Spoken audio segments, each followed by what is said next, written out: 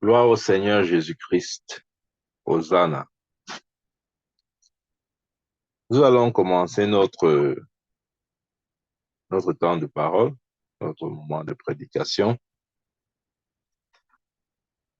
Et aujourd'hui, j'aimerais nous entretenir sur le thème étudier afin d'être digne d'approbation.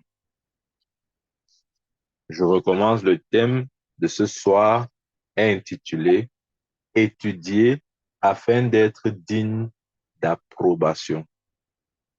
Amen. Oui, lorsqu'on parle d'approbation, une approbation est simplement, si vous voulez, l'acceptation. En d'autres termes, ce que veut dire, c'est que pour que Dieu nous endosse, Dieu n'endosse pas n'importe qui. Il ne suffit pas juste d'être enfant de Dieu pour être endossé. Non, c'est beaucoup plus que ça. Rappelez-vous, Jésus-Christ de Nazareth, lorsqu'il était sur terre, c'est à 30 ans que le Père l'a endossé par son baptême. Avant ça, il n'avait pas reçu cette acceptation-là. Voilà pourquoi il n'avait pas commencé son ministère. Parce que pour commencer le ministère, tu dois recevoir l'approbation divine. Tu ne peux pas juste commencer le ministère comme ça, non. Voilà aussi pourquoi Jésus avait dit à ses disciples, restez ici jusqu'à ce que vous recevrez la puissance d'en haut. Les disciples avaient besoin d'approbation, avaient besoin de cet endossement pour commencer leur œuvre ou leur ministère. Ils ne pouvaient pas juste se lever comme ça et dire, ah non, nous sommes les disciples de Jésus, non, on va aller faire. Non, c'est pas comme ça. Amen. Ce n'est pas comme ça. Et beaucoup de chrétiens n'ont pas compris ça. Voilà pourquoi on s'est facilement et toujours cogné le nez. Pourquoi? Parce que on s'est juste dit que non, on est enfant de Dieu, on peut faire, allons-y. Non, c'est pas comme ça. Amen. C'est vrai. Jésus n'a pas commencé son ministère jusqu'à ce qu'il reçoive l'approbation d'en haut. Rappelez-vous, lorsqu'il était baptisé, la Bible dit que l'Esprit est descendu du ciel et est venu se poser sur lui. Ça, c'était l'approbation divine. Et la voix a parlé, voici mon fils bien-aimé en qui j'ai mis toute mon affection. Voilà. Il a reçu en ce moment l'approbation. Mais avant que cette approbation descende sur Jésus, observez bien, Jésus était quelqu'un de très studieux. C'était quelqu'un qui étudiait. Voilà. Jésus était quelqu'un qui étudiait. Je vous dis la vérité. Jésus était quelqu'un qui étudiait. Ça va peut-être vous choquer, mais croyez-moi, bien qu'il était la parole de Dieu, il a étudié la parole. Quelqu'un de studieux, c'est quelqu'un qui aime l'étude. Voilà. Nous devons aimer l'étude. Ouais, ce qu'elle dit est très fort et pertinent. Nous devons aimer l'étude. Amen. Parce qu'il n'y aura jamais d'approbation pour ceux qui refusent de se montrer studieux. Non. Qu'allez-vous dire? Dieu n'est pas un Dieu de la honte.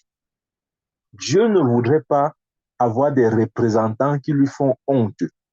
Des représentants qui disent parler de la part de Dieu, mais ce qu'ils disent n'a rien à voir avec la pensée de Dieu. Ça fait honte. Et Dieu n'est pas dans la honte. Voilà pourquoi Dieu n'approuve jamais. Dieu ne donne jamais son approbation. Ou n'endosse jamais quelqu'un qui n'est pas studieux. Voilà. Quelqu'un qui n'étudie pas. Tu n'auras jamais l'approbation de Dieu. C'est vrai. Nous voulons faire des grandes choses avec Dieu. Ou avec Dieu, nous ferons des espoirs. On passe le temps à citer les sommes. Mais écoutez, même celui qui a écrit ça, avec Dieu, vous ferez des espoirs là. C'est quelqu'un qui disait, je sais ta parole contre mon cœur afin de ne pas pécher contre toi. C'est quelqu'un qui disait, l'entrée de ta parole donne la lumière. C'est quelqu'un qui pouvait dire, n'enlève pas de moi ton esprit. N'ôte pas de moi ton esprit. C'est quelqu'un qui avait compris la place et l'importance de la parole. Mais aujourd'hui, on veut tout faire. On veut faire des exploits avec une connaissance extrêmement petite. Ça ne marchera pas ainsi. Amen. Je vais vous dire, des fois, lorsque la prophétie va manquer, la pensée de Dieu ne manquera pas. Non, tu n'as pas compris ça. Je vais répéter. Il a dit que des fois, tu peux ne pas recevoir de prophétie. Mais si tu connais la pensée de Dieu, tu agiras en conformité avec la parole et la pensée et la volonté de Dieu. Ça veut dire quoi? Dieu n'avait jamais prophétisé ou David n'avait jamais reçu une prophétie lui disant quoi faire de Goliath. Mais parce que David avait la pensée de Dieu, il savait quoi faire. Qui comprend ce qu'il dit? David était quelqu'un qui avait la pensée de Dieu. Voilà pourquoi devant Goliath, il n'a pas attendu la prophétie. Il s'est laissé diriger par la pensée de Dieu qui était en lui. La parole de Dieu, c'est la pensée de Dieu. Lorsque tu as la parole de Dieu en toi, tu ne manqueras jamais la pensée de savoir quelle est la volonté de Dieu. Non. Voilà pourquoi certaines personnes attendent indéfiniment ou, si vous voulez, éternellement des prophéties avant d'agir. Non, non, non, non, non. Quand tu as la pensée de Dieu, tu sais exactement quoi faire. Amen. Donc, c'est important pour nous d'être studieux, d'aimer l'étude. Parce que dans l'étude se cache la pensée de Dieu. Oui, oui, oui. Et tu ne peux pas agir avec assurance si tu n'as pas la pleine conscience de cette pensée-là. Et cette conscience n'est pas active jusqu'à ce que tu étudies. Tu dois aimer l'étude. Je vous dis la vérité. Il n'y a pas un raccourci à ce niveau-là. Je vous dis la vérité. Il n'y a pas un raccourci. Les chrétiens qui n'aiment pas l'étude de la parole de Dieu, ils seront toujours sensibles, ils seront toujours emportés à tout vent. OK? C'est-à-dire que quoi? Ils vont, ils vont rester là, attendre, attendre recevoir soit une direction, soit une révélation par le moyen, par exemple, des rêves. Je n'ai rien contre les rêves. Je vais faire une parenthèse importante à ce niveau. Je n'ai rien contre les rêves. Je ne dis pas que Dieu ne peut pas nous parler par les rêves. Mais ce que je dis, c'est que les rêves est le niveau d'expression la plus basse en termes des choses spirituelles. Qui comprend ce qu'il dit? Je reprends ce qu'il dit. Le monde des rêves est l'expression de communication la plus basse concernant les choses spirituelles. Ça veut dire quoi? Ça veut dire que Dieu, même si des fois il nous parle par des rêves, il ne voudrait pas que nous attendions sa pensée par ce moyen principal. Non. Il ne voudrait pas nous diriger de cette façon-là. Non. Même s'il arrive que des fois il nous parle par des rêves, ce n'est pas son moyen principal de communication. Ce n'est pas le moyen principal de communication de Dieu. Le moyen principal de communication de Dieu, c'est sa parole. Amen. Nous devons bien comprendre ce point. Sinon, si nous ne comprenons pas ce point, nous allons nous laisser emporter et conduire par tout type de rêve. Et croyez-moi, le rêve, vu que c'est le niveau de communication le plus bas, Satan a accès à ce domaine-là. Est-ce que tu sais que Satan peut aussi te donner des rêves? Peut-être tu ne sais pas ça. Attends, je vais te dire. Tu peux recevoir les rêves de trois façons. Il y a les rêves que Dieu peut te donner. Il y a des rêves que Satan peut te donner. Il y a des rêves que ta pensée peut te donner. C'est vrai. Si tu penses tellement et fortement à quelque chose, ne te donne pas que de la nuit, tu rêves de ça, par exemple. OK? Ou bien, Satan peut venir dans ton rêve. C'est-à-dire quoi? Satan peut te donner des rêves, peut te donner ses visions. Que, OK, regarde, voilà les visions, regarde ici, regarde ici. Maintenant, si tu n'es pas enraciné dans la parole de Dieu, tu seras bouleversé, tu seras perturbé. N'importe quoi peut te perturber. Amen. Ou encore, ce qui est l'idéal, tu peux recevoir des rêves venant de Dieu. Oui, je ne dis pas non. Dieu peut nous parler par des rêves. Mais ne croyons pas que les rêves est l'expression de communication principale. Non, mille fois non. Parce que si Dieu voulait nous conduire principalement par les rêves, il ne nous aurait pas donné sa parole. C'est ce qu'il faut dire. Si Dieu voyait que non, je vais parler à mon peuple principalement par les rêves, non, nous n'avons pas besoin de sa parole. Ce qu'aujourd'hui on devait vivre sans la Bible, on attend les rêves. Non, mille fois non. Ça veut dire quoi? Ça veut dire que tout rêve que tu reçois, tu dois l'examiner à la lumière de la parole de Dieu. Est-ce que ce rêve est consistant? Comment il dit ça? Est-ce que ce rêve est consistant, c'est-à-dire match avec la pensée et la volonté de Dieu? Comment tu vas connaître cette pensée, cette volonté si tu ne connais pas les Écritures? Parce que les Écritures expriment la pensée de Dieu. C'est important d'être studieux. Il y a une assurance qui naît dans le cœur d'un chrétien studieux. Il y a des chrétiens qui disent, oh, je ne sais pas pourquoi, je manque d'assurance. Je ne sais pas pourquoi, je n'arrive pas à agir avec fermeté. Je ne sais pas pourquoi. Je vais te dire, c'est parce que tu n'étudies pas. C'est pas qu'il y a un démon, il y a Satan. Il n'y a aucun démon, il n'y a pas Satan. Tu n'étudies pas. Amen. Nous sommes tous allés à l'école. Celui qui n'a pas étudié a peur de l'examen. Celui qui n'a pas étudié, dès qu'on dit qu'il y a examen, il panique. Celui qui n'a pas étudié, c'est-à-dire, il a peur quand on dit qu'on apporte les épreuves. Lui-même, il sait qu'il va échouer. Mais celui qui a étudié, il a hâte, il a envie, il attend ça. Amen. C'est vrai. Observez bien tous les examens que vous avez composés. Si vous êtes vraiment préparé, vous n'avez pas peur de cet examen-là, quelle que soit la matière. Mais si vous n'êtes pas préparé, vous aurez peur. Amen. Vous vous demanderez, oh, je ne sais pas comment cette épreuve sera. Mais celui qui s'est préparé, il peut prédire son succès. C'est vrai. Il n'a pas besoin du...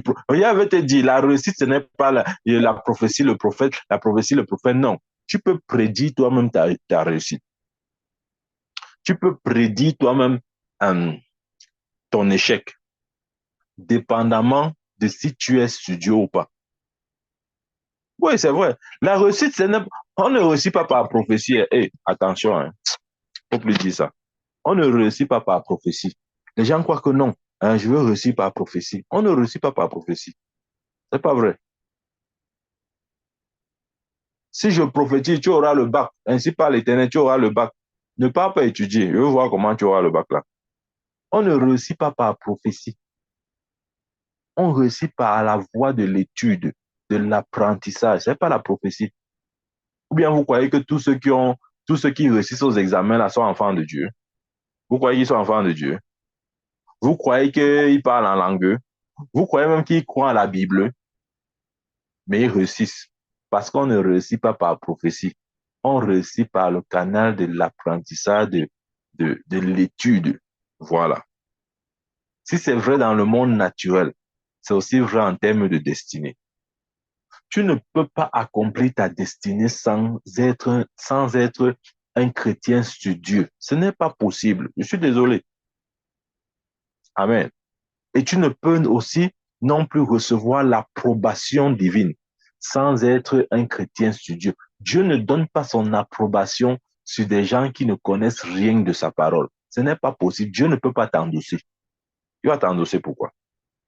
Tu vas lui faire honte. Est-ce que le président de la République peut choisir n'importe qui comme représentant? Il ne peut pas choisir quelqu'un qui va aller parler là-bas et dire, je l'ai dit que, hey, parce qu'il ne s'agira pas seulement à ce moment de lui, il s'agira de celui qui l'a envoyé. Imaginez-vous, le président de la République envoie son envoyé, il fait un discours. Il dit, je l'ai dit que, mais le président aura honte. Il a dit, mais j'ai envoyé qui comme ça là? C'est ça, des fois, Dieu a tellement honte il ne prend pas le risque de nous envoyer parce qu'il sait que nous ne sommes pas encore prêts. Amen. Une des choses qui participe à notre préparation pour l'œuvre à laquelle Dieu nous attend. C'est l'étude. Je vais vous dire la vérité. Je ne peux pas vous mentir. Tout le monde veut être approuvé de Dieu. Tout le monde veut avoir cette acceptation. Tout le monde voudrait que le ciel lui donne cet endossement, cette autorisation légale, etc. C'est vrai. Mais est-ce que tu es prêt? Amen. C'est de ça qu'il s'agit. Je vous ai dit, c'est à 30 ans que Jésus-Christ a reçu son approbation. Avant les 30 ans, qu'est-ce qu'il faisait? Pourquoi Dieu ne lui a pas donné cette approbation avant? Parce qu'il n'était pas prêt. Peut-être vous ne savez pas ça. Vous croyez que Jésus était toujours prêt? Non, il n'était pas prêt. Il fallait qu'il soit préparé. Et c'était quelqu'un qui était tellement conscient de sa préparation. Comment je sais, à l'âge de 12 ans, il allait dans le temple. Pendant que ses parents le cherchaient pendant 3 jours et 3 nuits, lui, il était dans le temple. Il faisait quoi? Il ne dormait pas. Il écoutait les docteurs de la loi parler. Pourquoi? Parce qu'il fallait qu'il soit quelqu'un enraciné dans les Écritures. La Bible dit qu'il écoutait, il posait des questions. Et les docteurs étaient frappés par sa sagesse. Amen. Jésus était quelqu'un de studieux. Écoute, Dieu ne va jamais te donner cette approbation-là si il ne te fait pas confiance en termes de, comment il dit ça, de consistance dans sa parole, ou dans les Écritures. Non, c'est pas possible. Amen. Il y a les gens qui se disent que non, je suis appelé, je m'en vais faire le ministère. Hey, tu crois que c'est comme ça? Vas-y, tu vas te cogner le nez bien même. Tu vas retourner, tu vas même abandonner la foi, tu vas regarder. On va encore te dire que Jésus, ça va même t'énerver. Pourquoi? Parce que tu es sorti sans être préparé. Tu dois être préparé pour l'œuvre à laquelle Dieu t'appelle. C'est vrai. Tu dois être préparé. Les disciples ont marché pendant Jésus 3 ans et demi. Mais ce n'est qu'à la fin de ce parcours qu'ils ont reçu l'approbation d'en haut. Pourquoi? Parce qu'il fallait qu'ils soient enracinés dans les Écritures. J'ai dit, les rêves, c'est l'expression de communication la plus basse dans le monde spirituel. Dieu ne nous parle pas principalement par ce canal. Dieu peut aussi nous parler par ce canal, oui, je ne refuse pas. Mais n'attendons pas la voix de Dieu principalement par là. Non, non.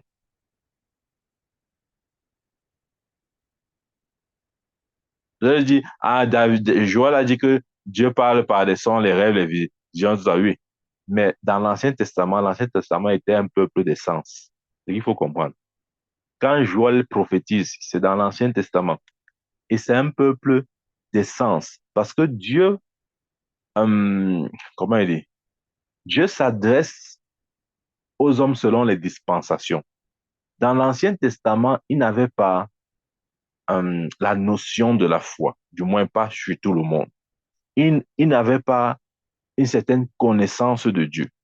Ils avaient plus une connaissance sensorielle. Dieu les parlait par leur sens. Et une des choses que Dieu utilisait, c'était le moyen des rêves. Parce que dans les rêves, peut-être tu vois. Ce sont des choses que tu vois. Et quand tu vois, bon, tu es plus rassuré des choses comme ça là. Mais Dieu ne voudrait pas nous parler principalement de cette façon. Dieu veut nous parler principalement par sa parole.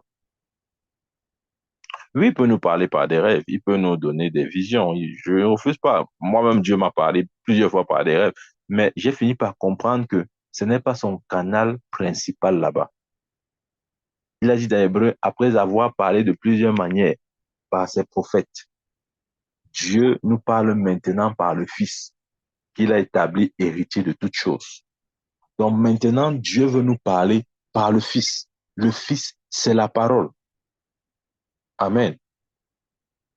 Rappelons-nous, je l'ai dit, David n'avait jamais reçu une prophétie qui lui disait, ainsi par l'Éternel, va combattre Goliath, je te donnerai la victoire. Non.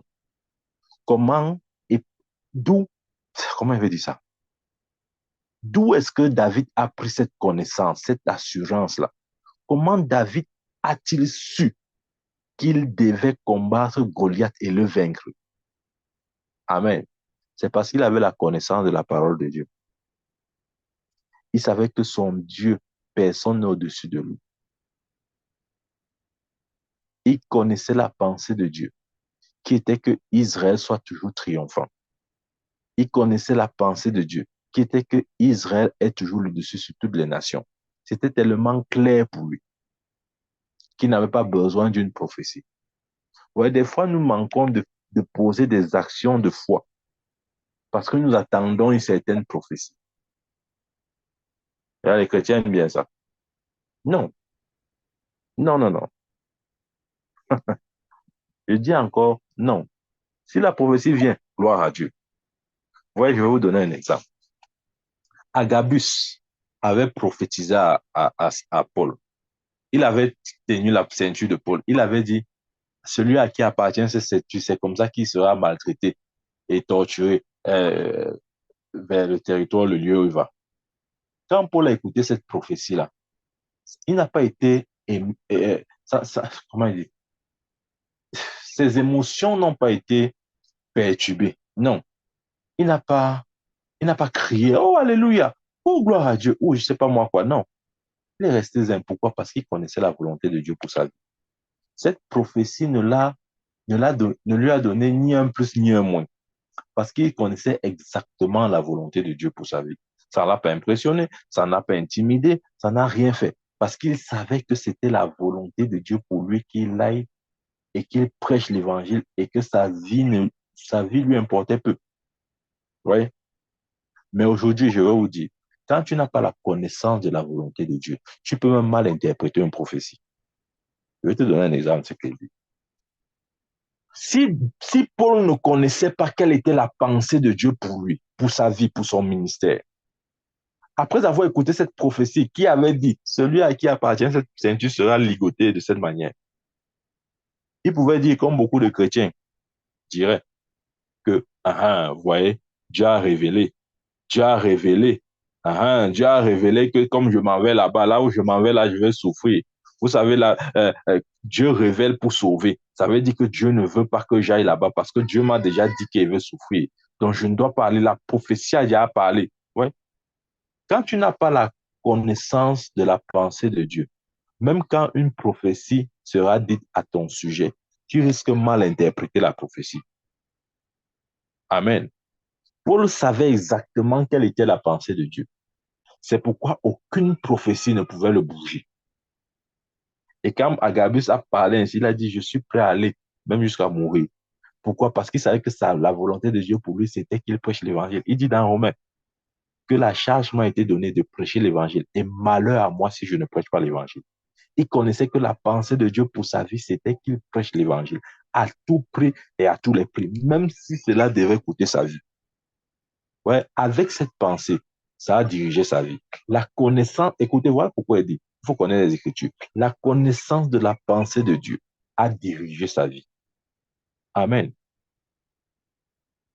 Il ne s'est pas laissé impressionner ou il n'a pas laissé la peur gagner son esprit lorsqu'il a reçu cette prophétie du prophète Agabus. Non, parce qu'il savait que la volonté de Dieu, c'est qu'il aille euh, en avant, qu'il ne s'arrête pas, qu'il continue de prêcher ça. Regarde, je vais te dire ici, l'assurance que tu auras dans ta vie chrétienne, écoute-moi, ne viendra jamais d'une quelconque prophétie. Quelle que soit cette prophétie-là, ça ne viendra jamais d'une quelconque prophétie. L'assurance viendra de ton enracinement dans la parole de Dieu. Ce point-ci, je le comprends très bien. Peut-être tu ne le comprends pas, mais je comprends très bien ce que je le dis. Amen. Pourquoi? Parce que c'est la parole qui te donne l'assurance. Ce sont les Écritures qui te donnent l'assurance. Ce n'est pas la prophétie. Quelle que soit la manière, la puissance dans laquelle tu reçois une prophétie. Non, ce n'est pas la prophétie. Ce sont les Écritures. Même quand une prophétie viendra de Dieu, c'est ta connaissance des Écritures qui te donnera cet enracinement-là, cette stabilité. Amen. Donc, c'est important d'être studieux. Amen. Parce que si je viens même te prophétiser de la part de l'Éternel, ainsi par l'Éternel, toi là, tu es né pour être grand, ta destinée est glorieuse.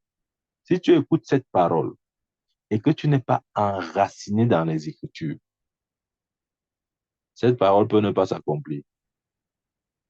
C'est vrai ce qu'il dit. Maintenant, quand ça ne va pas s'accomplir, on va dire, oh, il y a un faux prophète. Hein, le faux prophète est venu prophétiser, on n'a pas vu. La prophétie n'est pas censée donner cette substance-là, cette assurance-là, non. C'est la connaissance de la pensée et la volonté de Dieu par les Écritures qui te donnent ça. Je vous ai parlé de mon propre cas. En février 2010, j'avais reçu une prophétie qui me faisait froid au dos, qui me faisait transpirer. J'étais perdu, j'étais déboussolé, je ne savais plus quoi. Peut-être vous parlez, je parle comme ça, vous ne pouvez pas comprendre de quoi je parle. Amen. Mais ça a eu un effet temporaire. Peut-être c'était juste pour une brève période. Après, je suis redevenu normal. Pourquoi? Parce que la substance, les racines n'avaient pas pris place. Les racines de cette prophétie-là. C'est-à-dire quoi? C'est-à-dire que j'ai entendu une parole d'une prophétie qui dit, oh, voilà, voilà, voilà, ok, c'est bien. Mais avec le temps, je suis redevenu normal. Jusqu'à ce que je retrouve mes racines dans la parole. Maintenant, cette parole est vraie pour moi. Non plus parce qu'on m'a prophétisé, non, mais parce que mes racines sont en train de se développer, ok, dans la parole. Je suis en train d'étendre mes racines. Voilà pourquoi la parole de Dieu est maintenant claire pour moi. Ou si vous voulez, la destinée que Dieu a pour moi est maintenant claire. C'est pas la prophétie. Non, non, non. C'est vrai. C'est vrai. Daniel entend, je vous dis la vérité. Ça, je le dis en tant que simple chrétien, mais en tant que prophète aussi. C'est pas la prophétie. Vous n'avez jamais vu les gens, ce qu'on a prophétisé, mais 2 ans après, vous ne les voyez même plus dans la foi. C'est-à-dire que on a prophétisé de quelqu'un, oh, ainsi parle l'Éternel. Toi, tu seras un grand serviteur de Dieu. Tu vas parcourir les nations. Dieu va t'utiliser. Tu vas ressusciter les morts. Tu vas guérir les malades. Tu vas guérir les paralytiques. 2 ans après, la personne là, et c'est pas que la prophétie était fausse. La personne là, ce qu'on a prophétisé, tu le cherches à l'église, il n'est plus là. Tu le vois maintenant, il est seulement en boîte de nuit. Il est seulement là-bas. Sa vie, c'est la boîte de nuit. Tu te dis, mais Seigneur, qu'est-ce qui s'est passé? Voilà quelqu'un avec une grande destinée pourtant. Il fait quoi ici, là? Qu'est-ce qui s'est passé? Mais est-ce que la prophétie était censée l'enraciner? La prophétie a juste dévoilé l'intention de Dieu. Maintenant, hein, c'est comme un arbre. Si un arbre n'a pas de racines, il va faire quoi? Il va mourir. Il va tomber, mourir, c'est tout. Amen. Voilà pourquoi j'ai dit, et peut-être tu n'as pas compris. Dieu nous conduit maintenant principalement par sa parole. Ça veut dire que ce n'est que la parole de Dieu qui peut te donner cette substance, cette solidité, cet enracinement-là. Le fait que tu sois dur, le fait que tu ne te laisses pas ballonner par tout vent de doctrine ou même par tout vent de la vie. Tu as besoin de ces racines-là. Et ça, c'est pas la prophétie. Amen. C'est la parole de Dieu. Et si c'est la parole de Dieu, ça veut dire que ça va te demander et me demander d'être studieux, d'être quelqu'un qui aime l'étude. Regardez, hein, tu ne vas jamais conduire, ou si vous voulez, tu ne vas jamais piloter un avion commercial juste parce que tu aimes piloter les avions. Jamais, jamais. On ne va jamais te donner la permission de piloter un avion commercial juste parce que tu aimes piloter. Non. Tu dois aller à l'école de pilote. Tu dois étudier, hein, les cours sur l'aéronautique, etc. Tu dois apprendre tout ça. On doit t'évaluer. C'est pas seulement étudier, on doit te tester aussi par des compositions, etc. avant d'être sûr que tu es capable de le faire. On ne va pas confier la vie des centaines de personnes à quelqu'un qui ne connaît rien. Un. De même aussi, Dieu ne peut pas t'endosser s'il n'est pas sûr de ce qui est en toi en termes de consistance. Il ne va pas t'endosser, t'endosses pourquoi? Pour que tu lui fasses honte. Voilà pourquoi certains hommes de Dieu, parce qu'ils ont été appelés par Dieu, ils se sont juste jetés comme ça dans le ministère. Ils ont dit, en tout cas, j'ai l'appel de Dieu, veut faire. J'ai l'appel de Dieu, veut faire. Après, ils ont été lamentablement déçus. Et ils ont commencé à dire vraiment les choses de Dieu, là, on ne comprend pas. Après, on se met à accuser même les brebis, que vraiment les brebis sont comme ça, les brebis sont ceci, vraiment, vraiment, vraiment. Alors que le problème, c'est que tu as reçu l'appel de Dieu, mais tu n'as pas reçu l'approbation de Dieu. Amen. L'approbation de Dieu, c'est même pas sur tous les appelés. C'est sur les appelés sur Dieu. Amen. Pour avoir cet impact-là, le fait de dire je suis appelé, c'est pas suffisant. Amen. Vous croyez que, vous croyez que c'est aujourd'hui que Dieu m'appelle? Non, non, non. Dieu m'a appelé depuis le ventre de ma mère. J'ai l'appel depuis le ventre de ma mère. Mais il fallait et il faut que je sois sur Dieu. Oui. Parce que plus je demeure dans l'étude, plus l'intensité de l'approbation de Dieu sur ma vie est forte. C'est comme ça. Dieu ne va pas juste te donner son approbation juste parce qu'il t'a appelé. Ça veut dire quoi? Rien dit. Amen. Est-ce que tu es capable? Est-ce que tu es formé? Est-ce que tu peux faire la tâche qu'il t'a confiée? C'est de ça qu'il s'agit. C'est pourquoi Paul pouvait dire à son fils Timothée, efforce-toi de te présenter devant Dieu comme un homme éprouvé. Efforce-toi de te présenter comme un homme éprouvé. Un ouvrier qui n'a point à rougir. Un ouvrier qui n'a point à rougir. Un ouvrier qui sait où il va. Un ouvrier qui a des racines. Un ouvrier qui n'est pas facilement déstabilisable, qui n'est même pas du tout. Un ouvrier qui a la pleine connaissance et conscience de la volonté de Dieu. Un ouvrier qui n'a point à rougir, qui dispense droitement la parole de la vérité. Ouais. On n'a pas dit qu'il dispense la parole de la vérité, qui dispense droitement. Pour que ton enseignement soit droit, tu dois être quelqu'un qui étudie. Non, tu vas dire n'importe quoi. C'est ça le problème dans le corps de Christ. C'est que beaucoup se tiennent derrière les pupitres et tiennent les micros, mais eux-mêmes, ils n'ont jamais étudié ce qu'ils prêchent. On prêche seulement ce on a peut-être entendu depuis 50 ans, ou on prêche ce que on entend peut-être régulièrement comme ça là. On prêche la routine, on prêche toutes ces choses-là, mais jamais on ne s'est assis pour étudier ces choses. Vous voyez ce que je veux dire? On prêche toujours les vieux messages, ce qu'on a toujours prêché. Hein, tu répètes un peu les messages et jamais tu ne t'es assis pour étudier même ce que tu as entendu là, pour voir si ce que tu as entendu est correct. Amen. C'est vrai. Ça, c'est important. Dieu ne te donnera jamais son approbation si tu n'es pas sur Dieu. Hein, hein. Hey, moi-même, je ne peux pas laisser quelqu'un parler de ma part si je ne suis pas sûr de ce qu'il va dire. Parce que quel que soit ce qu'il va dire, ça sera que c'est Michael qui a dit. Puisque j'ai dit que c'est mon représentant, donc ceux qui l'écoutent n'écoutent pas seulement mon représentant, ils m'écoutent indirectement. Parce qu'ils disent qu'ils vont penser que ce sont mes paroles que mon représentant est censé répéter. Vous voyez? Maintenant, l'approbation de Dieu, c'est quoi? L'approbation de Dieu, c'est le sceau de Dieu. L'approbation de Dieu, c'est le fait que Dieu t'endosse. Quand Dieu t'endosse, aucune force des ténèbres ne peut résister devant toi. Quand Dieu t'endosse, aucune forme de limitation ne peut se tenir devant toi. Quand tu es endossé de Dieu, aucun pouvoir du monde des ténèbres ne peut triompher sur toi.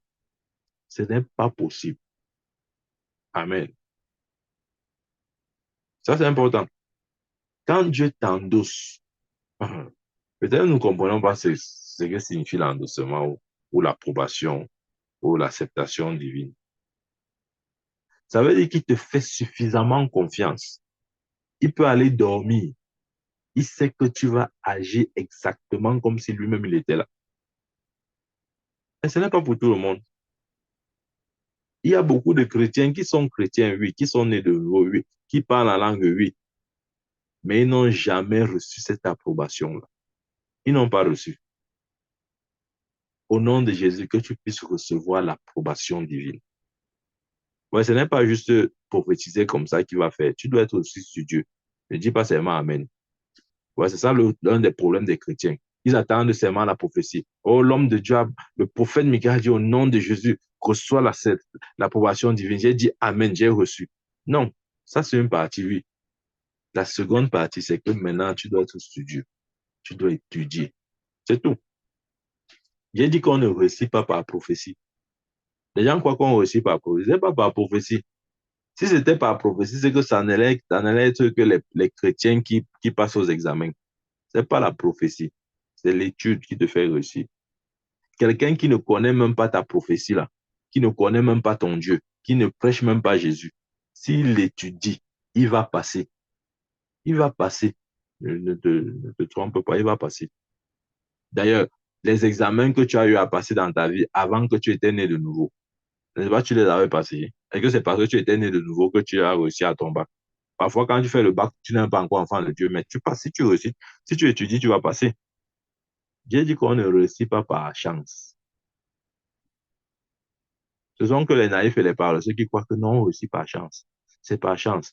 Le ministère de Jésus n'a pas été ce que ça a été juste par chance. Non. C'est quelqu'un qui étudiait. Comment je sais? Lorsqu'il est sorti du désert, il est entré dans la synagogue.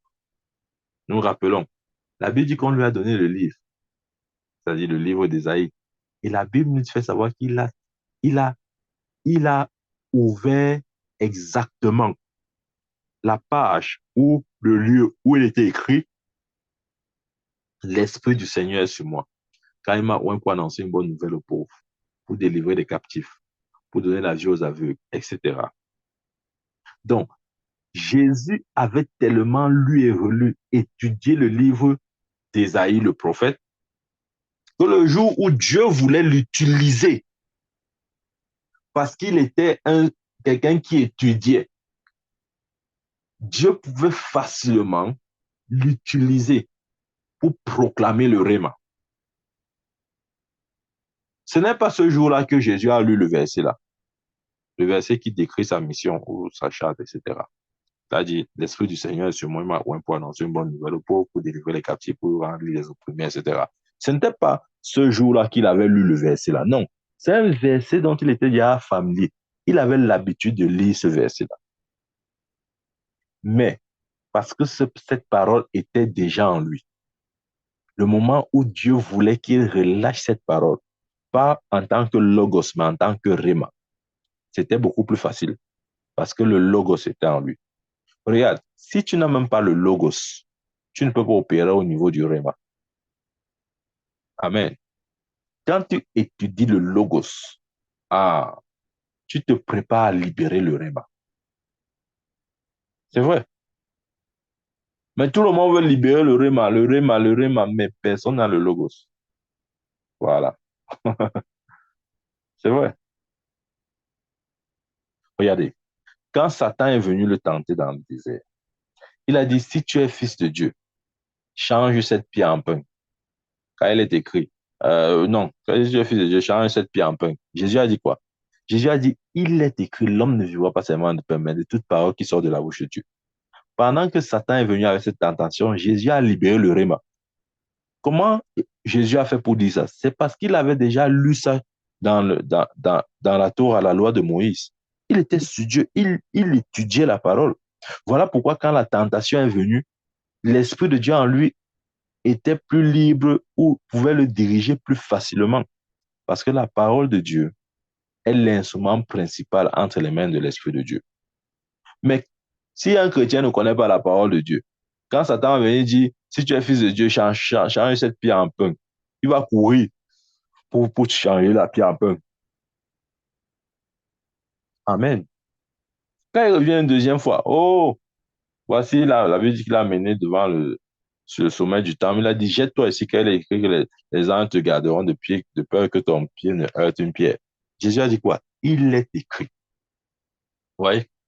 Quand tu reçois l'approbation de Dieu, ça veut dire que Dieu sait que le rhéma dans ta bouche sera prêt à sortir à tout moment. Tu es un libérateur de rhéma. Quand tu ne parles pas juste le logos, tu parles le rhéma. Amen. Parce que le logos en toi, par l'œuvre du ministère du Saint-Esprit, c'est préparé et est prêt à être libéré sous forme de rhéma. Mais ça passe par l'étude. Amen. Ça passe par l'étude. Ce n'est pas le jour où Jésus a été tenté qu'il a cherché la Torah pour fouiller que je veux même lire quel verset là. Oh, je veux même lire quel verset là. La Bible, la Torah dit encore quoi là? Non, non, non, non. Jésus avait déjà étudié tout ça avant. Il connaissait tout. Il connaissait tout. Tout, tout, tout, tout, tout, tout. Il savait exactement par quel verset répondre à toute forme d'oppression, de tentation de l'ennemi. Est-ce que si Satan vient te tenter comme Jésus, tu auras le verset exact à répondre? Ou bien tu vas juste te dire, oh Seigneur, je chasse, Satan te chasse, Satan te chasse, je te chasse au nom de Jésus, je te chasse au nom de Jésus. Il faut arrêter ça. Amen. La meilleure manière de chasser Satan, c'est de proclamer le rhéma. Ça, c'est la meilleure manière de chasser Satan. Amen. Parce que le rhéma appelé l'épée de l'esprit. Amen. C'est ça le rhéma. L'épée de l'esprit. Donc, quand l'ennemi vient, tu lui présentes l'épée. Quand tu es en guerre, comment est-ce que la guerre se passe? C'est avec les épées. Tu ne peux pas vaincre ton ennemi sans l'épée. Là, je prends la guerre sur un plan de vue normal. De la même manière, dans le conflit dans lequel nous sommes avec les puissants des ténèbres, c'est par l'épée de l'esprit, le rhéma, que nous triomphons. Amen. Et comment vas-tu avoir le rhéma si tu n'es pas quelqu'un qui étudie? J'aime l'étude, hein. Je vous dis la vérité. Personnellement, j'aime l'étude de la parole de Dieu. Parce qu'il y a une assurance qui naît en moi au fur et à mesure que j'étudie. Maintenant, quelqu'un qui n'étudie pas peut, peut croire que c'est une forme de prétention, d'orgueil ou quoi que ce soit. Non, c'est une assurance. Amen. C'est vrai, c'est une assurance. Quand Jésus est entré dans le temple, il a dit, l'Esprit du Seigneur est sur moi. Quand il m'a une fois lancé une bonne nouvelle pour rendre libre les opprimés, pour ouvrir les yeux des aveugles. Certains qui n'étaient pas ancrés dans la parole de Dieu pouvaient dire qu'il est prétentieux, qu'il est orgueilleux, que pourquoi il dit ça? Il ne doit pas dire ça. On n'a pas besoin qu'il dise ça. Il doit le dire. Pourquoi il ne le dirait pas?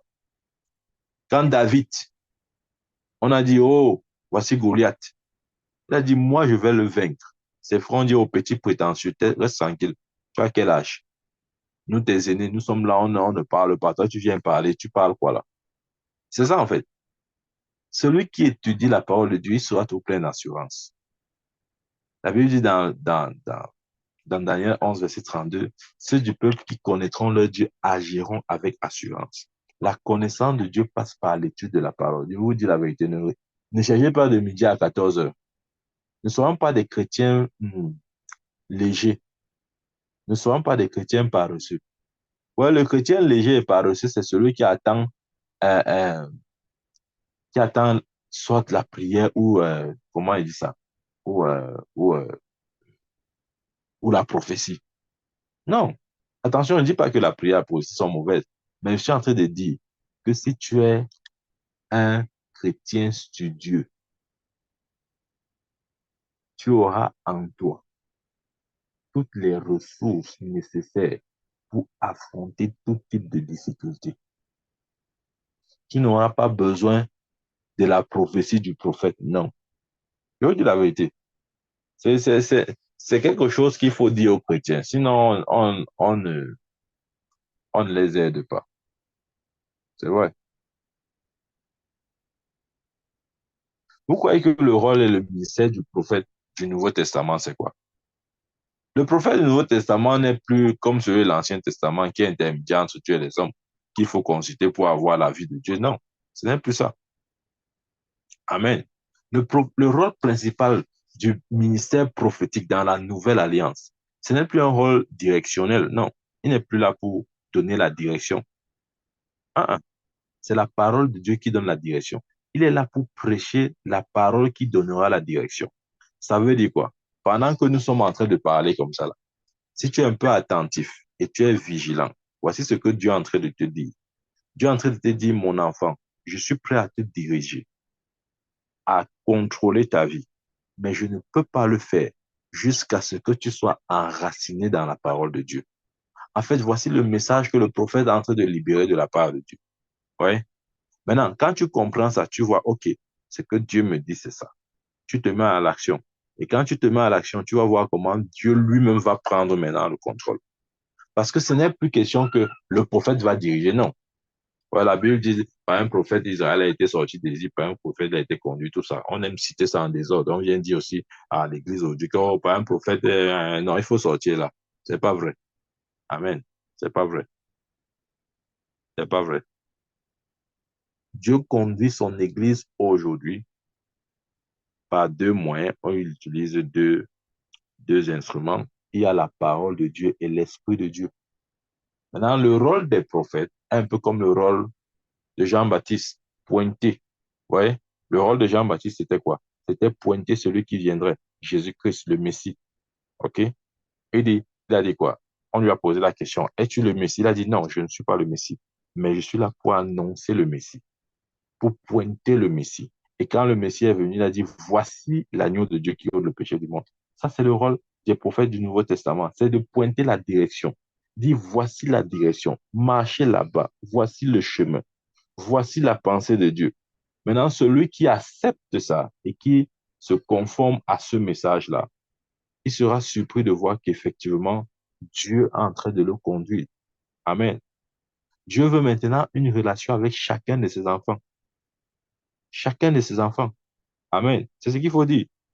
Mais cette relation ne peut pas être construite sans l'élément de la parole. Ce n'est pas possible, s'il vous plaît. Il ne faut pas perdre son temps. Amen. Pourquoi? Parce que Dieu voudrait que nous ayons un impact dans notre génération. Ouais, quand on parle d'impact, ce n'est pas seulement, les gens voient l'impact seulement que, OK, peut-être il faut ouvrir les orphelinats, il faut, il faut nourrir les veuves, etc. Oui, c'est une forme d'impact, mais ce n'est pas de ça que je parle. Quand je parle d'impact, je parle de la transformation intérieure des vies. Parce que quand tu, quand tu nourris les veuves, les orphelins, oui, tu impactes leur vie, mais tu fais juste une œuvre du corps, c'est-à-dire tu prends soin de leur corps. Qu'en est-il de leur esprit? Qu'en est-il de leur homme intérieur? Qu'en est-il de leur destinée? Qu'en est-il? Vous voyez? Voilà. Dieu voudrait que nous ayons un impact. Lorsque je parle de l'impact, je parle de la transformation des vies. Amen. Et tu ne peux pas transformer les vies sans être enraciné dans la parole de Dieu. Je veux toujours rechanter ça. Amen. Tu dois être un chrétien extrêmement sur Dieu, comme Daniel. Daniel, c'était quelqu'un qui avait marqué son époque. Amen. D'ailleurs, la Bible nous fait clairement savoir que c'était pas un prophète comme tous les autres, non. C'était un prophète des Écritures. Je crois qu'on a besoin aujourd'hui, plus que jamais, des prophètes des Écritures. Vous voyez ce que je veux dire? Voilà. On n'a pas seulement besoin des prophètes des prophéties. Gloire à Dieu pour les prophètes des prophéties. Mais nous avons aussi besoin des prophètes des Écritures. C'est-à-dire des gens qui peuvent décoder les mystères de la parole de Dieu, qui peut rendre simple ce qui a été longtemps compliqué, qui peut expliquer, démystifier et rendre clair ce qui est pour beaucoup compliqué. Amen. Dans Daniel 9, verset 2, il dit, la première année de son règne, moi, Daniel, je vis par les livres. Soulignez ça dans votre Bible. Je suis dans Daniel 9, verset 2. Il dit, je vis par les livres. Nous aimons tellement voir par les rêves. Hein, les chrétiens aiment ça. Oh, j'ai vu dans le rêve, j'ai vu dans le rêve. Est-ce que tu peux commencer à voir par les livres? Tu as compris ce qu'elle dit? Je répète, nous chrétiens, tout le monde fait ça. Nous aimons tellement voir par les rêves. Oh, j'attends le rêve. Oh, j'ai vu le rêve. C'est bien. J'ai déjà adressé la question du rêve là. OK? Je me suis déjà prononcé dessus. OK. La Bible dit Daniel, je vis par les livres. Il a vu par les livres. Est-ce que tu peux être comme Daniel, quelqu'un qui voit par les livres? Oh, crois-moi, quand tu vois par les livres, ça te donne une solidité, comment dire, une assurance que la prophétie ne peut pas te donner. Je vous dis la vérité. Amen. Nous aimons seulement attendre la prophétie. Oh, le prophète a prophétisé. Il a dit quoi? Hein, prophétie, prophétie, prophétie. Non. Maintenant, nous devons apprendre à voir par les livres. La Bible dit, Daniel, je vis par les livres qu'il devait s'écouler 70 ans pour les ruines de Jérusalem, d'après le nombre des années dont l'Éternel avait parlé à Jérémie le prophète. Donc Dieu avait parlé à Jérémie. Jérémie était plus ou moins promotionnaire de Daniel, mais il a vécu légèrement avant lui. Dieu avait parlé à Jérémie. Il avait dit, Israël ira en captivité. Mais après 70 ans, je les délivrerai. Dieu avait déjà dit à Jérémie, et Jérémie avait consigné ça dans son livre. Il avait écrit. Et quand Daniel vient, il prend le livre de Jérémie, sachant et reconnaissant le ministère de Jérémie. Il prend le livre de Jérémie, se rend compte que Dieu s'était déjà prononcé sur ce sujet-là. C'est pour ça que Daniel a pu maintenant élever une prière pour la délivrance, parce qu'il savait que sa prière était conforme aux Écritures. Des fois, Dieu ne nous écoute pas parce que nous adressons à Dieu des prières non conformes aux Écritures. Il savait que Dieu avait dit par Jérémie, puisque c'est écrit dans son livre, qu'après 70 ans, Israël devait être libéré. Il s'est tenu sur les Écritures pour prier maintenant. Des fois, nous prions sans nous tenir sur les Écritures. Quelle Écriture est le fondement, le socle même de ta foi? C'est pas que tu te lèves devant, tu pries, oh, je prie, je prie, je prie, je prie. Non, c'est pas comme ça. Tu dois te tenir sur quelque chose de beaucoup plus sûr. Amen. Et la parole de Dieu est la chose la plus sûre. La Bible dit qu'elle est prouvée. La parole de Dieu est la chose la plus sûre. Daniel s'est tenu sur la parole de Dieu, sur les écrits du prophète Jérémie, pour commencer maintenant à prier. Pourquoi? Parce qu'il avait vu par les livres.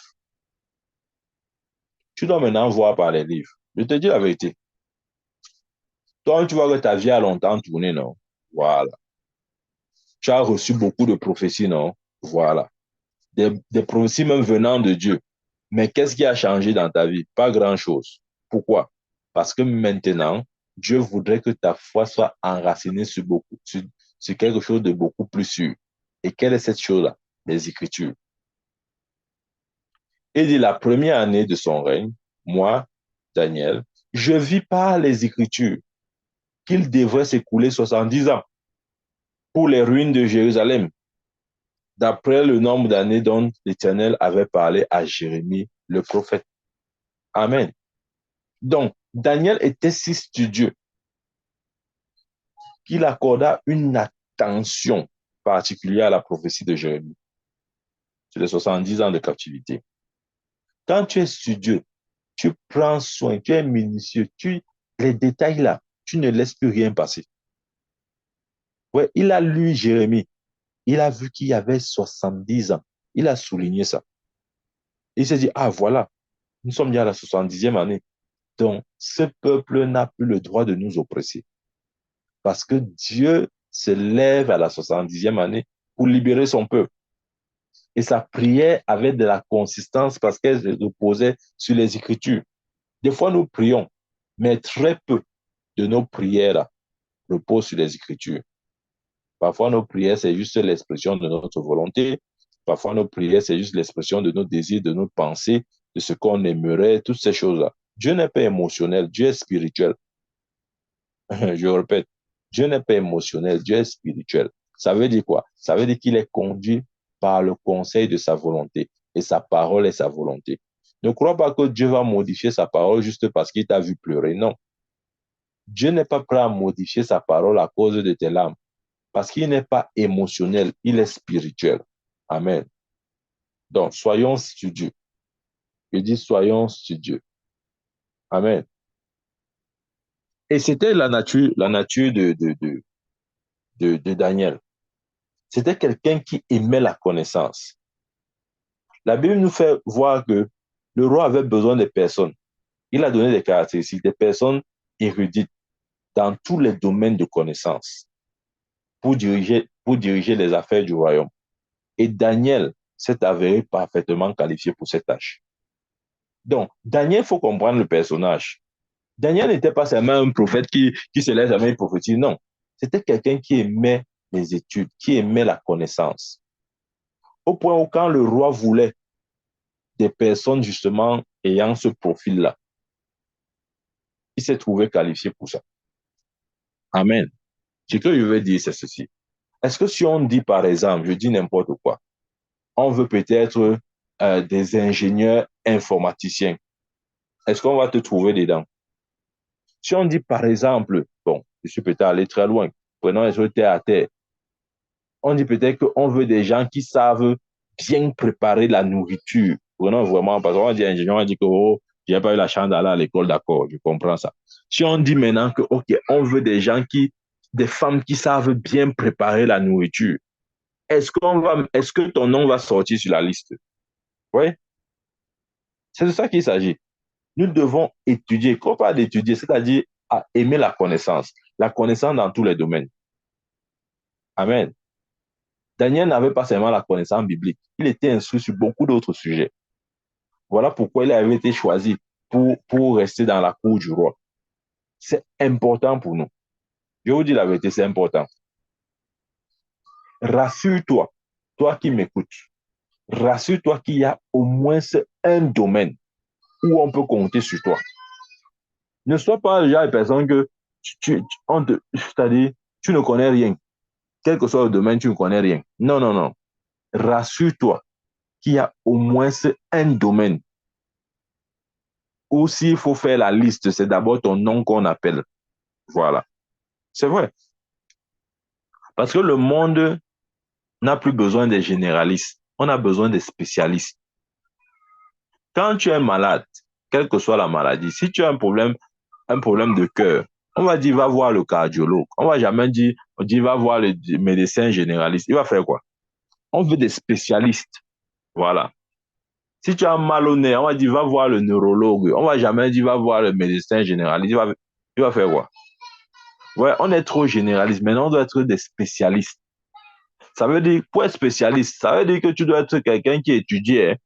Il n'y a pas de spécialiste sans comment il veut dire ça?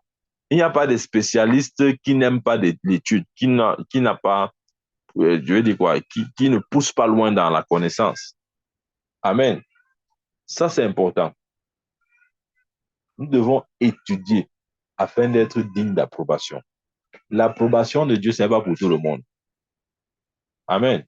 Même seulement en tant qu'enfant de Dieu, Dieu ne peut pas mettre son sceau, ne peut pas t'endosser s'il n'est pas sûr de ton degré d'illumination ou de connaissance de la parole de Dieu. Non, ce n'est pas possible.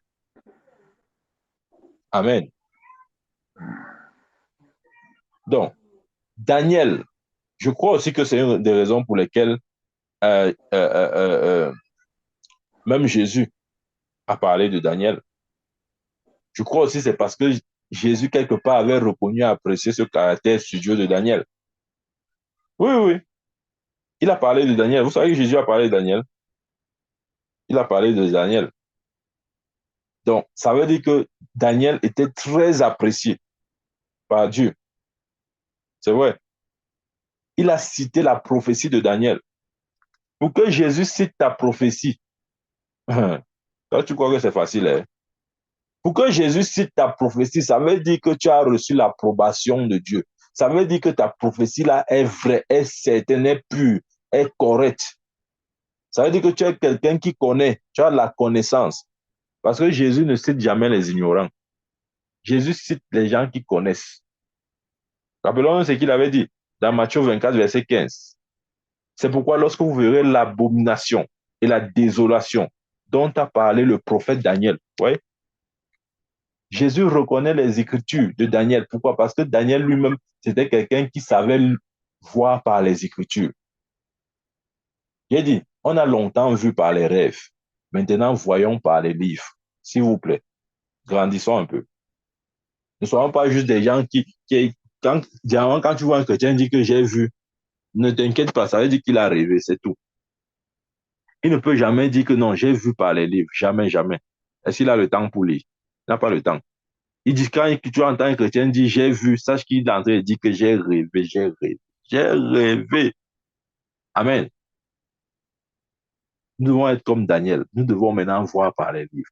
J'ai dit la différence, c'est que ce que tu vois par les livres établissent en toi une assurance que tu n'auras nulle part, que ce soit par les prophéties, même par les rêves. Je vous dis la vérité. Ce qu'elle dit est vrai. Il y a une assurance que les Écritures vont te donner, que aucune prophétie, aucun rêve ne va te donner. Voilà pourquoi j'ai dit, et tu n'as pas compris. Dieu maintenant nous conduit principalement par la parole, par sa parole. Parce qu'il y a une assurance qu'il y a dans la parole que tu ne trouveras nulle part ailleurs, ni dans les rêves, ni dans les prophéties. Voilà. C'est vrai. Vous n'avez jamais vu les gens qui disent, oh, qui, qui ont reçu de Dieu des rêves concernant leur avenir. Moi, je connais quelqu'un, un de mes cousins, je vous mens pas. Il avait l'appel authentique de Dieu sur sa vie. Un de mes cousins, l'appel authentique de Dieu dans sa vie. Il avait des rêves comme ça où il se voyait prêcher à des foules, guérir les malades. Yo, écoutez-moi très bien. Peut-être par là, vous croyez que je m'amuse. Je dis mon cousin, je ne parle pas de quelqu'un qu'il ne connaît pas. Quand il est né de nouveau, quand il est né de nouveau, bon, je ne sais pas où c'est peut-être aussi l'argent qui dérange, je ne comprends pas. Parfois, quand les gens sont pauvres, ils sont un peu normaux. Dès qu'ils ont un peu les miettes là, allez, Tokyo, tu les cherches, tu ne les vois plus. Du moins, qu'elle est née de nouveau, puisque à ce moment, il avait toute l'attention, du moins, il n'était pas distrait, les choses du monde ne le distrayaient pas, etc. Dieu commençait à lui parler au sujet de sa propre vie, par des rêves. Il se voyait dans des visions, comment il prêchait à des foules, comment il guérissait les malades. Je dis, l'appel de Dieu était authentique dans sa vie. Un jour même, il a vu comme un feu descendre du ciel et se poser sur sa tête. Mais à l'heure où je vous parle, à l'heure où je vous parle, même à l'église catholique, il ne parle pas. Même l'église catholique, on dit que c'est l'église de la religion. Même dans l'église catholique, il n'est pas dedans. Il est seulement dans le business. Je ne sais même pas si c'est même encore que la Bible existe. Pourtant, il avait des rêves où il se voyait prêcher, où il se voyait guérir les malades. Mais à l'heure où je vous parle, il n'est pas dans la foi. Voilà. C'est ça qui a été dit, tu n'as pas compris. Dieu ne veut pas te conduire principalement par les rêves. Si c'était le cas, ce que les rêves que Dieu lui avait déjà donnés là, c'était suffisant pour qu'il ne s'éloigne pas de Dieu. Mais il s'est pourtant éloigné. Pourquoi? Parce qu'il manque de racines. C'est vrai. Est-ce que ce sont les prophéties qu'il n'a pas reçues? Il y a des prophètes qui lui ont prophétisé ça, même avant que Dieu ne lui confirme ça par des rêves personnels. Il a reçu des prophéties venant de Dieu sur son appel authentique. Mais je vous dis, à l'heure où je vous parle là, même, même, même le Nouveau Testament bleu, il n'a plus. Il n'a plus ça. Il ne sait plus où ça se trouve. Parce qu'il était dit, tu n'as pas compris. Dieu parle maintenant par sa parole principalement. Tous les autres canaux là, ça peut s'effriter, ça peut s'évaporer. Je vous dis la vérité. Mais quand tu vois par les Écritures, quand il dit je vis par les livres, là, il parle des Écritures. Ce que tu vois par les Écritures, personne ne peut t'enlever ça. Je te dis, personne. Ça crée en toi une assurance Mais à un moment donné, tu te demandes même si tu es encore normal. Tu te demandes si c'est normal même ce que tu es en train de faire. Pourquoi? Parce que tu es débordant d'assurance. Ceux qui connaîtront leur Dieu agiront avec assurance. Daniel 11, verset 32. Connaître son Dieu, c'est voir par les Écritures. Amen. Parce que Jésus avait dit que les Écritures rendent témoignage de moi. C'est de ça qu'il s'agit. Donc, s'il te plaît, si tu es chrétien, là, ne mets pas ta foi sur les prophéties, les rêves. Ça peut s'évaporer à tout moment. Ça n'a pas suffisamment de consistance. Même quand Dieu parlerait par prophétie ou par rêve, pour toi, ça ne sera pas suffisamment, comment on avait dit ça, ta foi ne sera pas suffisamment enracinée sur ces rêves ou ces prophéties jusqu'à ce que tu commences à voir par les Écritures, comme Daniel, il avait vu par les livres. C'est de ça que je parle. Amen. Donc, sois un chrétien qui ne dit plus que j'ai vu dans le... C'est-à-dire que, comment il veut dire ça? Je ne dis pas que Dieu ne peut pas nous parler par les rêves, s'il vous plaît, ou par les prophéties, non. Mais que ton assurance soit plus construite autour de ce que tu as vu dans les Écritures que de tout autre canot. C'est vrai. Quand je parle comme ça, j'ai les larmes aux yeux. Quelqu'un qui a pourtant reçu l'appel de Dieu. Les prophéties ont été dites à son sujet. Pas seulement les prophéties, lui-même, Dieu l'a confirmé. Euh, Dieu lui a confirmé son appel par des rêves. Il se voyait prêcher à des foules, guérir les malades. Mais je vous dis qu'à l'heure où je vous parle, depuis le jour où il a quitté le Cameroun, il n'a plus jamais été le même. Il a oublié tout ce qui est Dieu. Il a oublié tout ce qui est Dieu. Les affaires, le monde, la chair.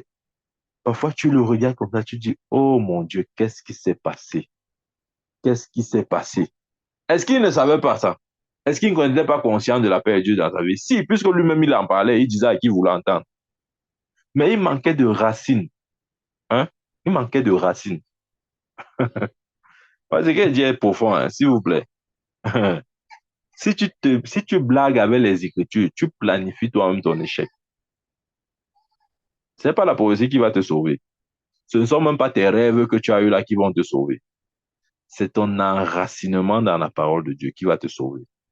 Amen. Donc, Jésus a cité Daniel. Ça veut dire que Daniel était un personnage que Jésus approuvait. Il t'a dit pour que Jésus cite quelqu'un, ça veut dire que cette personne est un exemple. Et soyons comme Daniel, des gens qui voient par des livres, par des écritures. Tu dois voir ta grandeur par les écritures. Tu ne dois pas juste voir ta grandeur parce qu'une prophétie t'a été adressée. Non. Tu dois voir ton élévation par les écritures, pas juste parce qu'on t'a prophétisé. Non. Tu dois voir ta bénédiction, pas juste parce que tu as rêvé. Non. Mais parce que tes yeux ont vu par les écritures. Oui. Ce que nous avons entendu, ce que nous avons vu, ce que nous avons contemplé, ce que nous avons touché. Tu dois voir. Amen. Ce n'est pas seulement Daniel qui avait cette qualité. Nous voyons aussi Paul. Paul, les gens sont en train de dire, Paul a eu la grâce. Paul, il a fait ça parce qu'il avait la grâce. Il a fait ça parce qu'il avait la grâce. Il faut arrêter ça. Hein. Non, il faut arrêter ça. Parce que certains chrétiens pensent que non, la grâce te dispense de l'étude. Non, tu ne dois pas étudier. Tu sais, s'il y a la grâce de Dieu, il y a la grâce de Dieu. C'est pas comme ça. Oh. Les gens croient que non, la grâce veut dire que tu ne vas rien faire. C'est ya là, c'est ya là. Tu dois étudier. Tu dois étudier. Paul, c'était quelqu'un qui étudiait. Il était quelqu'un de très studieux. Regardons ce qui il était quelqu'un de très studieux. Il n'était pas là en train de dire que oh, la grâce de Dieu va faire la grâce. Ça, c'est le langage des paresseux là-bas. La grâce de Dieu ne peut pas opérer si tu n'es pas quelqu'un qui étudie. Là, je suis en train de parler, par exemple, dans le domaine du ministère. Parce que Dieu ne voudrait pas que tu lui fasses honte. Dieu ne voudrait pas que tu parles de sa part de manière incorrecte. Amen. Parce qu'il a dit à son fils, Paul avait dit à son fils Timothée, Efforce-toi de te présenter devant Dieu comme un ouvrier éprouvé qui dispense droitement la parole de la vérité. Tu dois dispenser droitement la parole de la vérité. Comment dispenser droitement la parole de la vérité? C'est simple, en étudiant. Et Paul lui-même, il dit quoi? Regardez un peu le témoignage de Paul. Dans 2 Timothée 4, verset 13, il dit là-bas, quand tu viendras, je relis, quand tu viendras, apporte le manteau que j'ai laissé à Troas, chez Carpus, et les livres, surtout les parchemins. Voilà. Quand tu viendras, apporte le manteau, les livres et le parchemin. Voilà. Donc, Paul était quelqu'un qui étudiait. Il avait les livres et les parchemins. Je vais te poser la question, est-ce que tu as les livres et les parchemins? Alors, je connais, tu as juste la Bible. Ah, non, prophète, moi j'ai la Bible. Tu sais, la Bible, c'est la parole de Dieu. Tu sais, la Bible, c'est Dieu lui-même. Tu sais, il faut laisser ça. Il a dit, apporte les livres et les parchemins. Amen. Ça veut dire que Paul avait un attachement pour ses matériels d'études. Est-ce que tu as les matériels d'études? Tu veux seulement que ta vie change comme ça. Tu veux seulement que tout aille pour le mieux. Tu veux seulement que miraculeusement comme ça, là, tu sors des ténèbres à la lumière. Tout comment à rouler, tout comment à marcher. Hey, Paul était attaché à ses matériels d'études. Amen. Paul était attaché à ses matériels d'études. Je me rappelle quand je voyageais, j'avais dit à ma femme, ne me prends même pas les habits. Je n'ai que faire de ça. Donne-moi mon matériel d'études. C'est vrai. J'avais toute une grosse valise seulement du matériel d'études.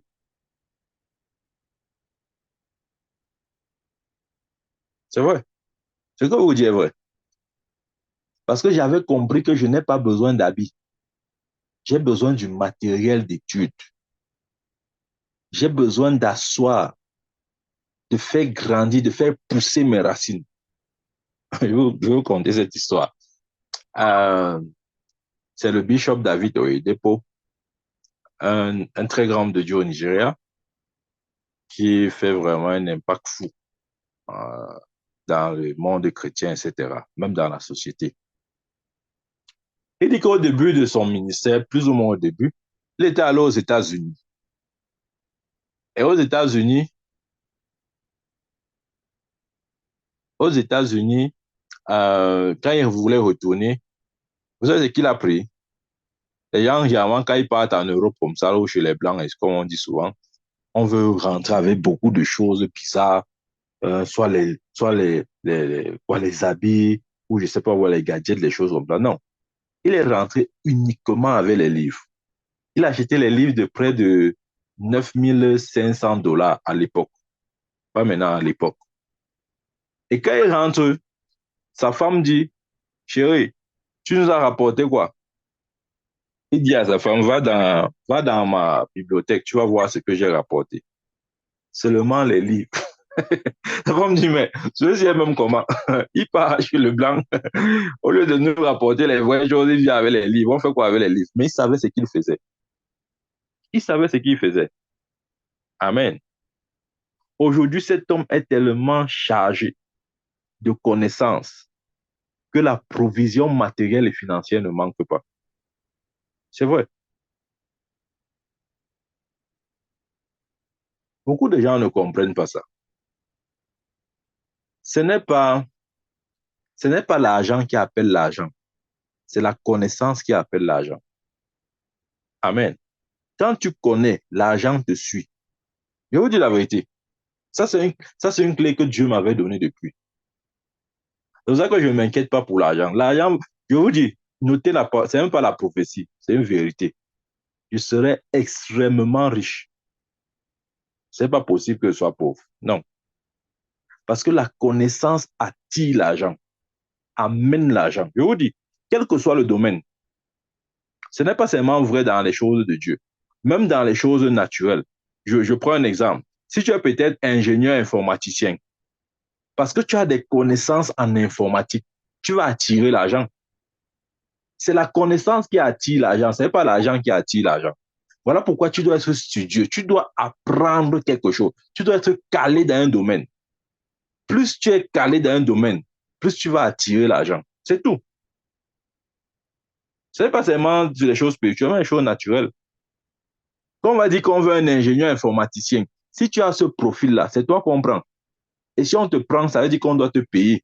Tu auras l'argent. Uh-huh. Si tu es un homme de Dieu, aie la bonne connaissance. Parce que quand les gens voudront être nourris, c'est chez toi qu'on va aller, c'est pas ailleurs. Et quand les gens sont bien nourris, ils vont te bénir. C'est comme ça. Ce n'est pas la force ou bien ce n'est pas la manipulation. Non, il n'y a rien dedans. C'est aussi naturel. Quand quelqu'un va venir vers toi, peut-être parce qu'il est oppressé, il est découragé, il ne sait plus quoi faire de sa vie, tu vas lui parler, tu vas l'entretenir. Après là, il sera reboosté, il aura envie de revivre. Peut-être, je ne sais pas, moi, il est venu vers toi, ses affaires ne marchaient pas, rien ne fonctionnait. Quand tu vas prier, les anges de Dieu vont se mouvoir, vont débloquer les choses. Il va avoir les contrats de 1 milliard, 2 milliards. Il va venir te donner l'argent. Voilà, c'est comme ça. Ouais, moi, je suis direct. Moi, je ne suis pas un homme de Dieu là qui tourne. Je te dis la vérité. C'est comme ça. C'est la connaissance qui amène l'argent. Quand le bishop David Oyedepo était rentré aux États-Unis, il avait pris les livres de près de 9 500 $ à l'époque. Vous pensez qu'il ne pouvait pas aussi acheter les costumes? Il met les costumes. Là, là, quand il prêche, il vient dire au peuple de Dieu que vraiment mon costume, si j'ai acheté ça à 9 000 $. Ça c'est la folie. Mais aujourd'hui, il est immensément riche. Oh, croyez-moi, c'est l'un des pasteurs les plus riches au monde. Il est immense, je dis immensément riche. Pourquoi? C'est la connaissance qui attire. C'est la connaissance qui, comment il dit? Comment il veut dire ça? C'est pas la connaissance que tu règnes. C'est vrai. Quand nous sommes malades, là, on fait quoi? Ne pas on part pas à l'hôpital. Quand tu vas là à l'hôpital, c'est parce que tu estimes que le docteur a une connaissance qui peut te soigner, une connaissance qui peut te restaurer. Et quand tu vas aller là-bas, il va te soigner. Qu'est-ce que tu vas faire? Tu vas payer. Voilà, tu vas payer. Tu vois, ça sera gratuit. Tu vas payer. Voilà comment le docteur va s'enrichir. C'est parce qu'il a une connaissance qui t'est utile. Il peut te sauver la vie. Et quand tu vas aller le voir, il va te sauver la vie. Tu vas le payer. Tu vas le payer. Oui, c'est ça. C'est la connaissance. Ne joue pas avec. Ne joue pas avec. Je te dis la vérité. J'ai compris ça. J'ai compris ça. Vous avez vous dit, je serai très riche, très riche. La seule chose qui peut empêcher ce que je dis là de s'accomplir, c'est que le Seigneur se presse de venir chercher son église. C'est la seule chose. Parce que je ne vois pas un démon ou un sorcier ou je ne sais pas moi qui m'a empêché cette parole de s'accomplir dans ma vie. Non, ce n'est pas possible. Pourquoi? Parce que j'entraîne mon esprit à voir par les écritures, par les livres. Je veux dire, quand j'ai voyagé, ma plus grosse valise était remplie de matériel d'études. Et ce n'était pas seulement une valise. J'ai dit à ma femme que je n'ai pas besoin d'habits. Elle dit, ah non, comment? On dit que tu n'as pas besoin d'habits. Un jour, on parle comme ça, il y a le froid, il y a l'hiver, il y a tout. Elle dit, laisse-moi ça. Donne-moi mon matériel. Oui. Quelqu'un qui ne comprend pas ça va dire que je suis fou. Je ne suis pas fou. Hey, qui est fou? Tu as eu la folie sur moi. Je sais ce que je fais. Amen. C'est pas la connaissance qu'on domine. C'est vrai. Et je vous dis, ce ministère a juste besoin d'exposition. Ah oui. C'est pas la connaissance qu'on domine. Donc, c'est important. Étudie, oh. Voilà ce qu'elle dit. Si tu es même un homme d'affaires ou une femme d'affaires, étudie comment le business que tu fais fonctionne. On va dire quoi? Étudie comment ce business fonctionne dans le marché. Tu dois étudier ces choses-là. Si tu vends quelque chose, quel que soit ce que tu vends, Certainement, avant toi, il y a des gens qui vendent ça. Et il y a probablement des gens qui font ce que tu es en train de faire. Tu dois étudier comment ça se passe, leurs forces, leurs limites. Comment toi, tu viens maintenant pour compléter ce qu'ils ne font pas ou ils ne font pas bien, etc. Pour avoir un bon positionnement, tu dois étudier. Je ne sais pas seulement dire que non, prophète prophétise. Non, non, non. J'ai dit qu'on ne réussit pas par la profession, on réussit par l'étude. Personne ne va te laisser piloter un avion. On ne peut pas remettre la vie de 300 personnes à quelqu'un qui n'a aucune compétence ou dont la compétence n'est pas approuvée. Tu vas piloter quel avion? Tu veux tuer les gens. Amen. Donc, c'est important. Hein. Ah, si tu veux, tu comprends. Si tu veux, tu ne comprends pas. Déjà dit. Paul avait dit, viens avec mon manteau, viens avec les livres et surtout les parchemins. Il a demandé quoi? Il a demandé ses matériels d'études. C'est vrai. Pourquoi? Parce qu'il était un étudiant assidu. Assidu. D'ailleurs, si vous vous rappelez dans Actes chapitre 6-4 là-bas, là, il y avait, euh, il y avait les conflits entre, dans le partage des biens, certains veuves se sentaient délaissés, etc. Et les apôtres ont tranché. Ils ont dit, cherchez au milieu de vous des hommes remplis d'Esprit Saint et nous allons les assigner cette tâche. Mais nous, c'est-à-dire nous les apôtres, nous allons rester concentrés dans le ministère de la parole et la prière. Les apôtres savaient qu'ils avaient une seule chose à faire, se concentrer dans le ministère de la parole et la prière. C'est ça la vocation d'un homme de Dieu. Bon, permettez-moi de parler de ça parce que c'est mon profil, je connais plus ça que autre chose. C'est ça la vocation. Tu dois te concentrer dans la parole de Dieu et dans la prière pour avoir toujours la solution. C'est juste une question de temps. Un jour, tu vas apporter la solution à quelqu'un comme ça là.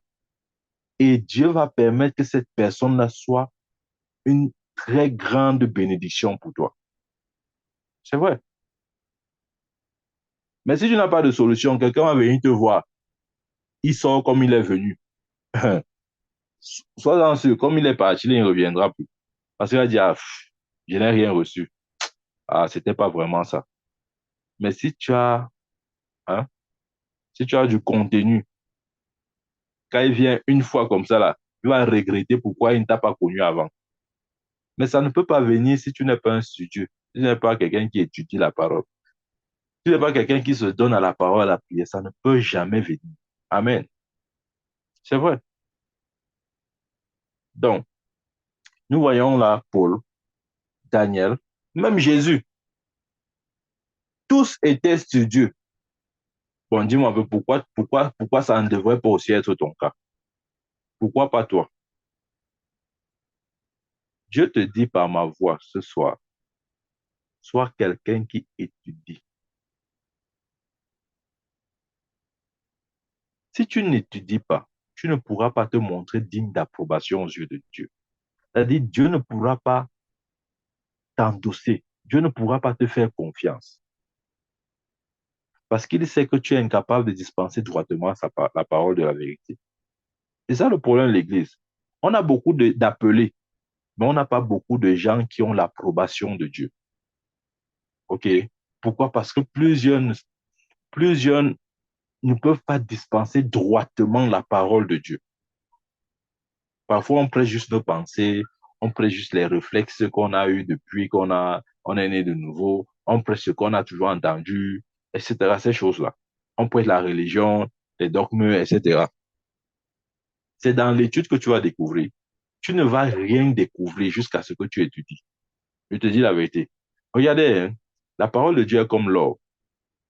Vous ne verrez jamais l'or au-dessus du sol comme ça, à la surface. Jamais. Il n'y a pas d'or à la surface. Jamais, jamais, jamais. Il n'y a pas d'or à la surface. Si vous voulez de l'or, vous devez creuser. Vous devez creuser. Amen. C'est celui qui creuse qui trouve l'or. On n'a jamais marché comme ça en route. Il dit, hey, voici l'or. Tu ramasses l'or. Hey, hey, voilà l'autre or ici. Jamais, jamais. Tout ce que tu vas ramasser à la surface sont les cailloux. Et beaucoup prêchent les cailloux pendant que Dieu attend qu'ils prêchent l'or. Pour prêcher l'or, tu dois étudier. Amen. Étudier aussi signifie écouter. Amen. Parce que l'avantage qu'il y a dans l'écoute, surtout quand il s'agit de l'écoute de la bonne parole, c'est que, euh, en fait, les enseignements, c'est quoi? C'est juste des études transcrites vocalement, c'est tout. Ouais. Donc, c'est important pour toi d'écouter les enseignements, comme l'enseignement d'aujourd'hui. Tu dois écouter et réécouter. Amen. Pour que la vérité soit établie dans ton cœur. Dieu nous parle principalement par sa parole. C'est vrai. Quel que soit le moyen qu'il va utiliser, ce ne sont pas les moyens ou le moyen principal là. Le moyen principal, c'est la parole. Des fois, il utilise d'autres moyens parce que, euh, bon, parfois, il sent que c'est peut-être, ça sera un peu plus facile pour nous de comprendre. Mais sinon, Dieu nous conduit principalement par sa parole, parce que dans sa parole, il y a l'assurance. Amen. Donc, c'est important pour nous de courir après la connaissance. Mon peuple périt faute de connaissance. Mon peuple ne périt pas parce qu'il ne prie pas. Mon peuple ne périt pas parce qu'il ne jeûne pas. Mon peuple périt faute de connaissance. Ici, on parle de la connaissance de la parole. Amen. Nous allons cesser d'être des victimes jusqu'à ce que nous accédons à la connaissance. C'est pourquoi Dieu voudrait que nous étudions. Donc, que dire? Nous devons nous donner à la parole de Dieu pour que nos progrès soient évidents. C'est vrai. Nous devons nous donner à la parole de Dieu pour que nos progrès soient évidents. Sinon, si nous ne le faisons pas, oh, croyez-moi, nous n'irons pas. Nous n'irons pas loin. Qui que tu sois. Oui. La force d'un arbre, ce n'est pas dans son tronc, c'est dans ses racines. Ce n'est pas dans ses branches, c'est dans ses racines. Quel que soit le tronc ou les branches d'un arbre, si ses racines sont défaillantes, cet arbre est destiné à mourir. Ne sois pas impressionné par le tronc ou les branches d'un arbre. Non. Parce que ce qui maintient un arbre debout, ce n'est pas son tronc ou ses branches. Je répète encore cette phrase. Ce qui maintient un arbre debout, ce n'est ni son tronc, ni ses branches. Ce qui maintient un arbre debout, ce sont ses racines. Jusqu'où vont tes racines? Tes racines déterminent ton altitude. La hauteur d'un bâtiment est déterminée par sa fondation. Quelles sont tes fondations? Tout le monde veut seulement un bâtiment qui touche le ciel. Mais est-ce que tu as les fondations qui correspondent à cette élévation? Si tu veux t'élever aussi loin que tu veux dans l'esprit, c'est possible. Mais tout dépend de ta fondation, de tes racines. Amen. Et la seule chose qui donne ces racines-là, c'est la parole de Dieu. J'ai déjà dit, je vais encore dire, et je dirai toujours, c'est la parole de Dieu. Amen. Aime la connaissance. Oh, crois-moi, aime la connaissance. Ouais, des fois dans nos maisons, tu peux avoir un problème d'électricité. Tu vas aller payer l'électricien parce qu'il te manque la connaissance. Ouais, tu ne connais rien en électricité, tu es obligé d'aller payer. Ah, ah. Donc l'électricien va manger quoi? Il va manger à cause de ton ignorance. C'est tout. C'est comme ça que la vie est. Amen. Tu dois aimer la connaissance. Regardez, il y aura toujours un prix à payer. Je préfère payer le prix pour la connaissance que de payer le prix pour mon ignorance. Parce que le prix de l'ignorance est toujours plus cher. C'est vrai. Le prix que tu payes pour ton ignorance sera toujours plus cher que le prix que tu devais payer pour la connaissance. C'est vrai. Beaucoup de chrétiens ne comprennent pas cette vérité-là. Voilà pourquoi nous payons un prix plus cher à cause de notre ignorance.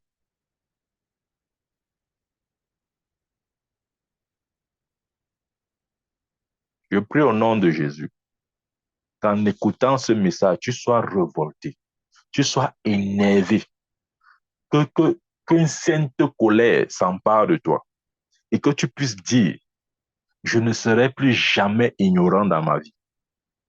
C'est vrai, je ne serai plus jamais ignorant dans ma vie. Refuse ça. Amen. La Bible dit quoi? Je veux finir avec ce verset. La Bible dit, dans Proverbe 24, verset 4 à 5, il dit, c'est pas la science, ou encore si vous voulez, c'est pas la connaissance que les chambres se remplissent. Oh, tu n'as pas compris. Il dit, c'est pas la connaissance que les chambres se remplissent. Oh, mon prophète, ma chambre est vide. Ma chambre est vide. Ce n'est pas par la prière que la chambre se remplit. C'est par la connaissance. C'est par la connaissance. Amen. La Bible dit, c'est par la connaissance que les chambres se remplissent de tous les biens précieux et agréables. C'est par la connaissance que les chambres se remplissent de tous les biens précieux et agréables. Verset 5.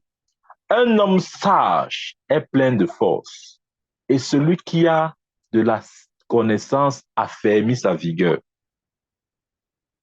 Un homme sage est plein de force. La sagesse donne la force, mais la connaissance affermit la vigueur. Nous avons besoin d'être affermis dans notre vigueur. Ouais, si tu as une vigueur, si ta vigueur n'est pas affermie, facilement tu peux te décourager. Voilà pourquoi il y a certains chrétiens qui sont chauds aujourd'hui et froids demain. Pourquoi? Parce qu'ils n'ont pas la connaissance. C'est la connaissance qui a affermi la vigueur. Comment tu vas avoir la connaissance si tu n'étudies pas? Sois studieux. Tu seras studieux de gré ou de force. Voilà. Parce qu'il a dit, c'est par la connaissance que les chambres se remplissent de tout bien précieux et agréable. Et verset 5, un homme sage est plein de force, et celui qui a de la connaissance affermit sa vigueur. C'est celui qui a la connaissance qui affermit sa vigueur. Est-ce que tu voudrais avoir une vigueur affermie? C'est pas la connaissance. Amen. Que Dieu nous bénisse, que Dieu bénisse sa parole. Au nom de Jésus-Christ. Amen. Amen. Amen. Gloire au Seigneur.